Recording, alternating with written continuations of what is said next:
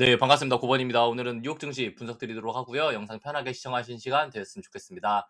영상 시청하시기 앞서서 좋아요와 구독, 댓글은 언제나 큰 도움 되고 있고요.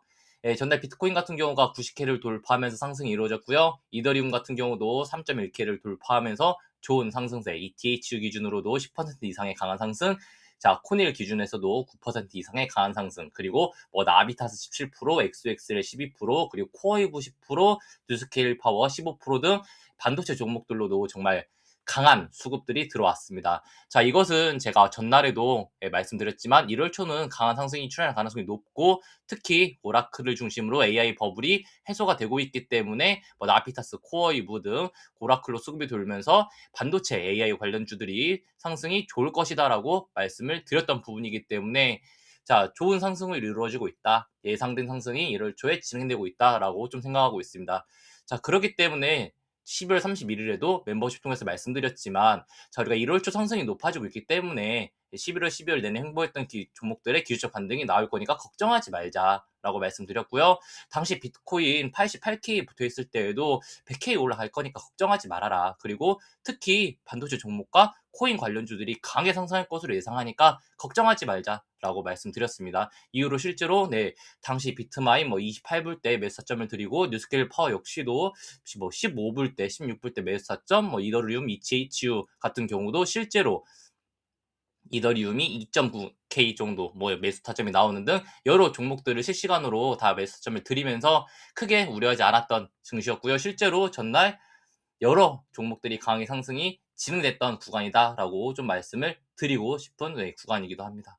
자, 그러면은 궁금하실 거예요. 어디까지 상승이 나올 것인가라고 궁금하실 텐데, 자, 아직 오라클이 220불까지의 상승이 이루어지지 않았어요. 이것은 무엇이냐면은 아직 반도체 종목들이 상승할 수 있는 확률이 남아 있다라고 우리가 첫 번째로 해석할 수 있는 구간인 거고요.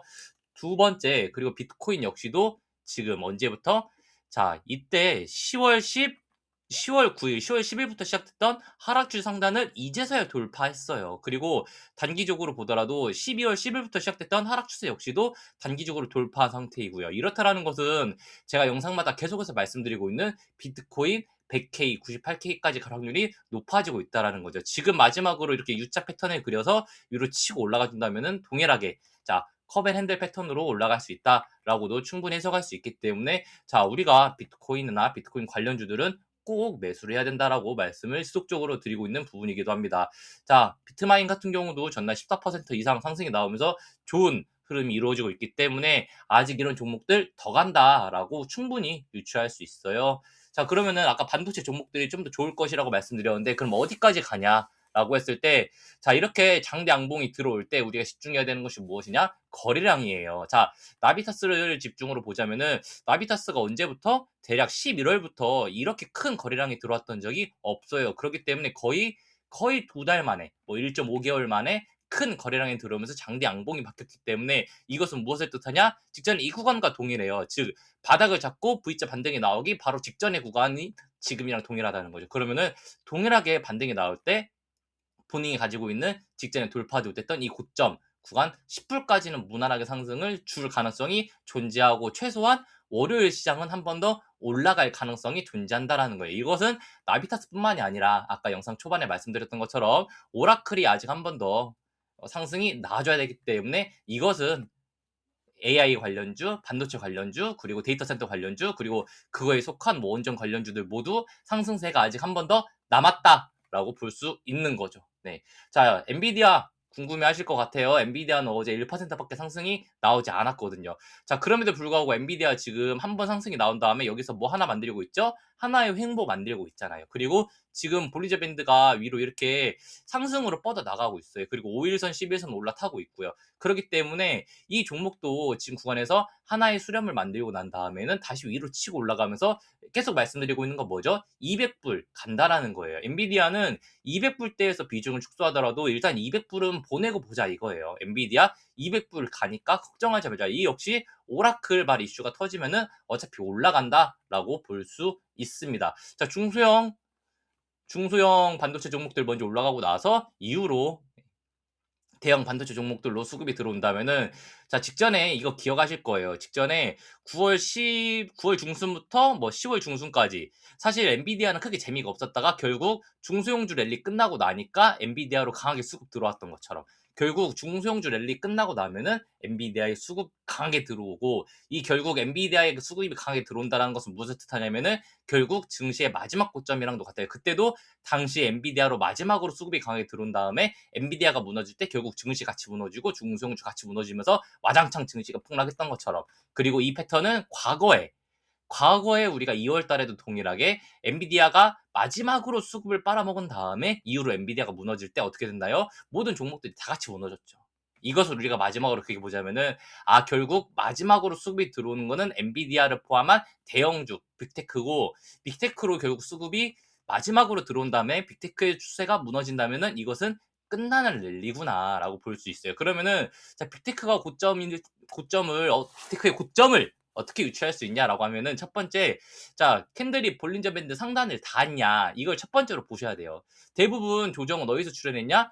캔들이 볼린저 밴드 상단에 닿았을 때 돌파하지 못하고 거기서 무너지면서 시작됐어요. 그렇죠. 그러면은 우리가 어떤 걸 유추해야 되냐면은 캔들이 볼린저 밴드 상단에 얼추 닿았을 때 일단 조심해야 되는구나. 이걸 우리가 첫 번째로 유추할 수 있고요. 두 번째 우리가 이 단기 상승 추세를 이렇게 그려보았을 때 추세 이탈했다. 이것은 매도 치자라고 두 번째 시그널이 나올 수 있는 거고요. 그리고 세 번째, 자, 고번이 보조지표 상에서도 이 하락 시그널이 나왔을 때 매도를 쳐준다면은 빠지는구나라고 충분히 유추할 수 있는 거죠. 하락 시그널이 나왔을 때 우리가 매도를 쳐준다면은 크게 무리 없이 하락을 대비할 수 있다라고 저는 생각하고 있어가지고 지금 구간 역시도 동일하게 자 여러 가지 신호 있죠. 첫 번째 볼린저 밴드가 충분히 확장되고 나서 볼린저 밴드가 위에서 횡보하는 구간이 생겨요.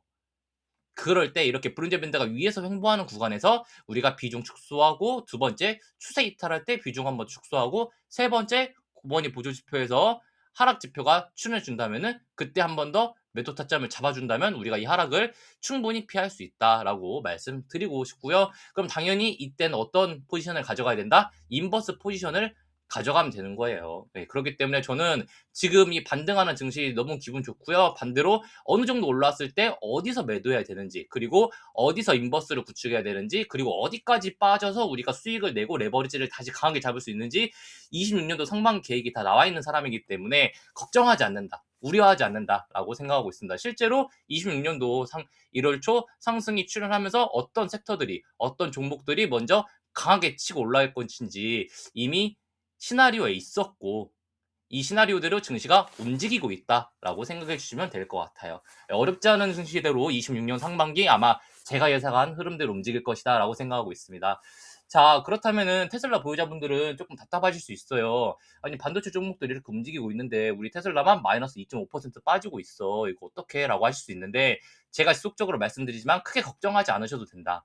자, 예상보다 좀 더 강하게 밀어내긴 했지만 지금 구름대 상단 그리고 볼린저 밴드 하단 그리고 이것은 빅각 추세 하단이기 때문에 440불에 이탈했음에도 불구하고 이보다 더 빠지진 않을 거예요. 지금 이 구간이 강하게 G라인으로 형성되어 있기 때문에 언제부터 9월부터 12월까지 만들어낸 G라인을 이탈시키지 않는다라는 거예요. 걱정하지 않으셔도 좋겠어요. 뭐 지금 당장에 무너지는 구간 아니기 때문에 저는 테슬라 최소한 480불까지 다시 한번 올릴 것이라고 생각하고 있고요.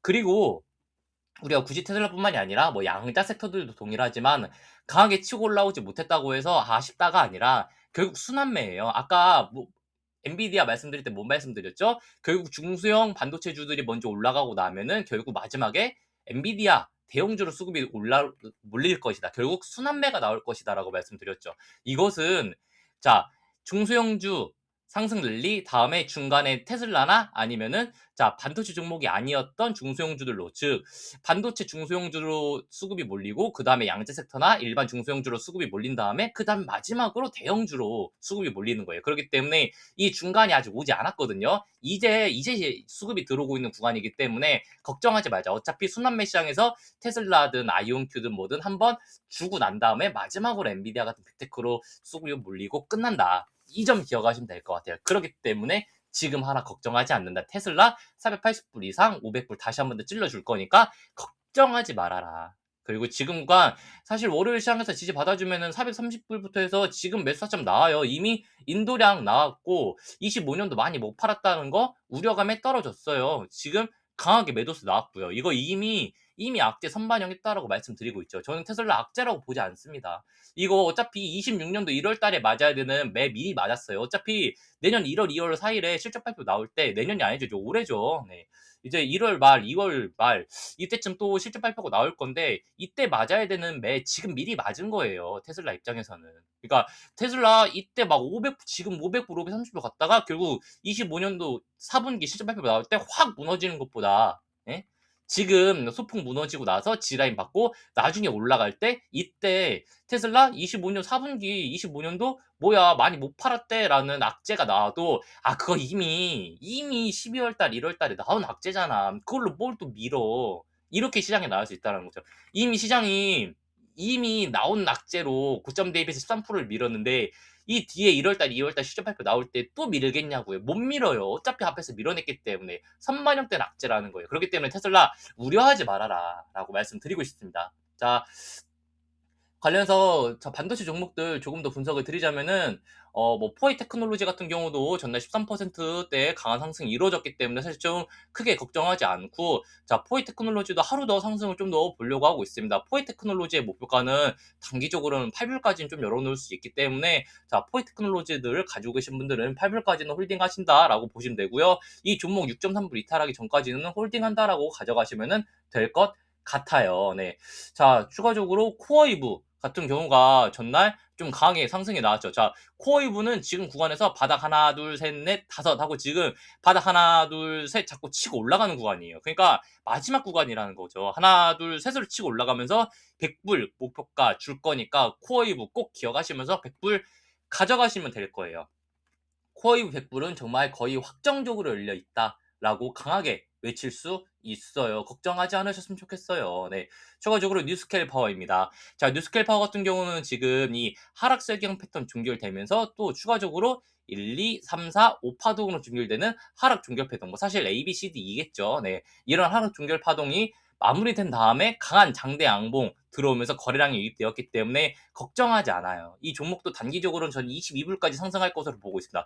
자, 볼리전 밴드 22불, 23불대 형성되어 있고 직전 종고점 역시도 22불, 23불 형성되어 있으면서 위에 51선이 지금 23불대 형성되어 있다는 것은 22불, 23불 하면 주겠다라는 것과 같아요. 그렇기 때문에 뉴스케일 파워 보유자분들은 걱정하지 마시고 한번 혹시나 눌려주더라도 여기서는 추매 타점이지 매도할 타점이 절대 아니다라고 보시면 돼요. 한번 줄 거예요. 준다. 이 줄 거 걱정하지 마시죠. 네, 이렇게 보시면 될 것 같습니다.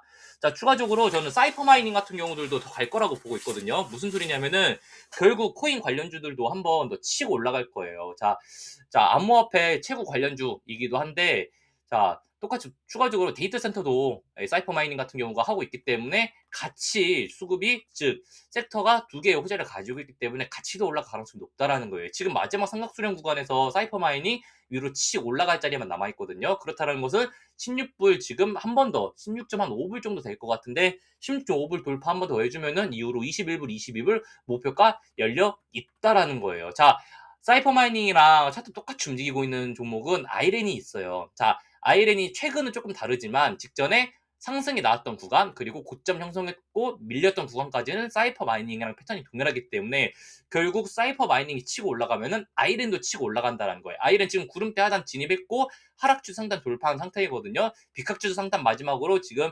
돌파해주면은 한 43불 될 것 같아요. 돌파해주면 이후로 치고 올라가면서 50불, 55불 준다라고 아이렌 보이고 있는 구간입니다. 지속적으로 네, 상승세가 열려있기 때문에 걱정하지 않으셨으면 좋겠어요.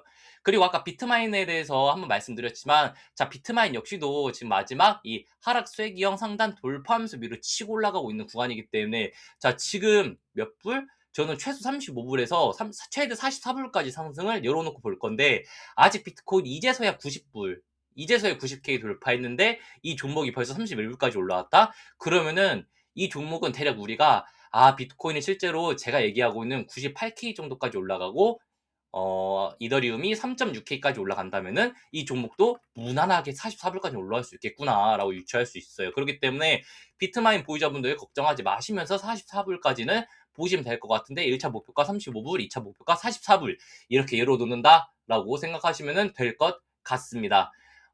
이외에 뭐 펠러다인 같은 경우들도 지금 사실 자리 다 잡고 이제 올라오고 있거든요. 그래서 이런 종목들도 사실 뭐 4.8불 대 돌파 나와주면은 돌파 매매 가능하면서 동일한 목표가 6불에서 7불 대 가져갈 수 있기 때문에 자 이런 종목도 한 번 더 위로 올라갈 가능성이 높다라는 거죠. 단기적으로 쌍바닥 지뢰 받았고요. W자 파동을 여기서 만들어갈 수 있는 구간에서 마지막 삼각수렴 구간 상단 돌파하는 구간이기 때문에 이런 종목들 특징이 무엇이냐? 한시간 봉으로 확대해서 보면은 이런 종목들은 이미 이평선이 정배열되어서 확장 국면으로 있다라는 거예요. 자, 5일선, 11선, 21선 퍼지면서 나가고 있고요. 캔들이 이미 50일선 뚫었기 때문에 5일선, 11선이 50일선 뚫어가면서 이평선 확장, 그러면은 이평선 정배열, 그리고 위로 상승 이런 패턴으로 나온다라는 거예요. 자, 펠러다인 같은 경우들도 이렇게 상승이 열려 있다라고 충분히 유추할 수 있어요.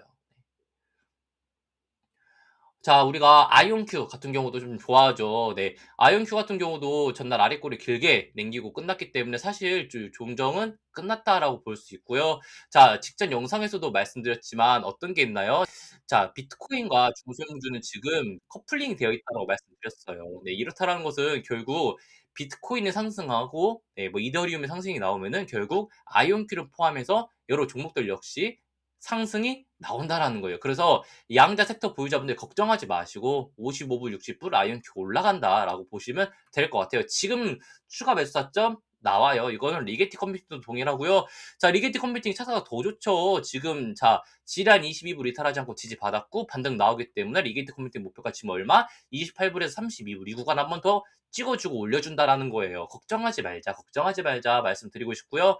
자, DAV 퀀텀 역시도 이 상승 추세 하단 지지받고 지지받고 지지받고 반등 모두 나오고 있잖아요. 지금 동일하게 직전 영상에서도 이 반등 나오면서 35불 나온다고 말씀드렸어요. 라이브 방송에서도 말씀드렸고 일반 영상에서도 말씀드린 이 35불 목표가 열려 있다. 라고 충분히 말씀드리고 있는 구간이면서 자 실스크까지도 지금 이 W자 마지막 G라인 받고 아까 이 차트가 뭐랑 비슷한가요?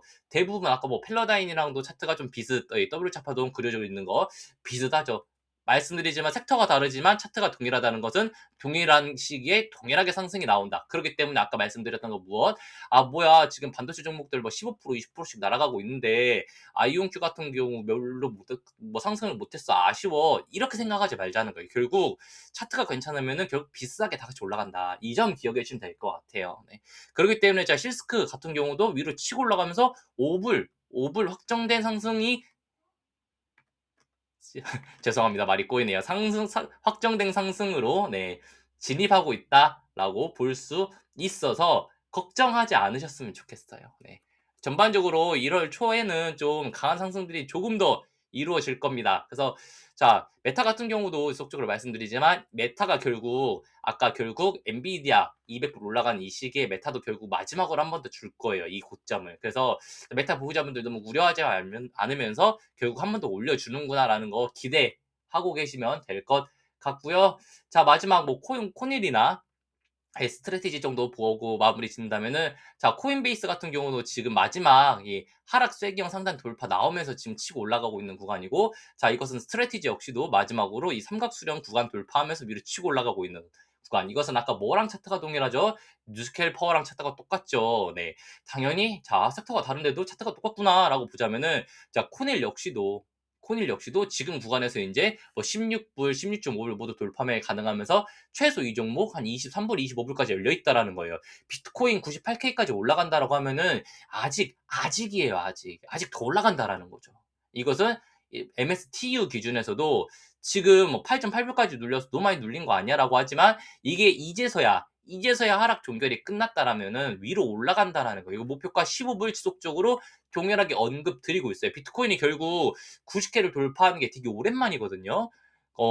지금 뭐 사실 뭐 12월 10일에 약간 돌파했다가 다이렉트로 밀렸기 때문에 사실 이때보다는 지금이 더 좋을 거예요. 지금 장대양봉 하나 더 박혀주면은 아 뭐야 이거 스트래티지가 결국 이때 비트코인 이런 시기에 스트래티지가 비트코인을 매입했거든요. 이렇다라는 것은 이거 올라갈 수 있겠는데라는 시장의 기대감이 스트래티지에 물릴 수 있다라는 거죠. 네.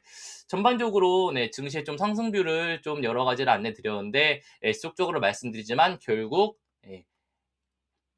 고점을 찍은 종목은 밑으로 와장창 빠지게 되어 있고 이 구간에서 하락뷰를 강하게 볼 것이다라고 말씀드리는 것은 지속적으로 동일한 패턴이기 때문에 저는 뭐 비트코인 지속적으로 말씀드리지만 100K 부분에서 강하게 하락뷰를 보고 70K 아래로 내려가는 것을 대응할 것이다. 근데 이 시기에는 나스닥도 동일하게 강하게 조정을 받을 것이기 때문에 올해 2월에서 3월경 조심해야 된다라고 지속적으로 영상 통해서 언급 드리고 있습니다. 그래서 영상 보시는 분들은 실제로 강한 하락이 출현할 때 있어서 아 진짜 얘 말이 맞았구나라고만 생각해 주시면 될 것 같아요. 네. 자 실제로 1월 초 제가 예상하고 있는 시나리오대로 증시가 움직이고 있기 때문에 크게 우려하지 않으면서 26년도 제 시나리오대로 움직일 것이다 라고 예상하면서 오늘 방송 여기서 마무리 짓도록 하겠습니다. 영상 시청해주셔서 감사합니다.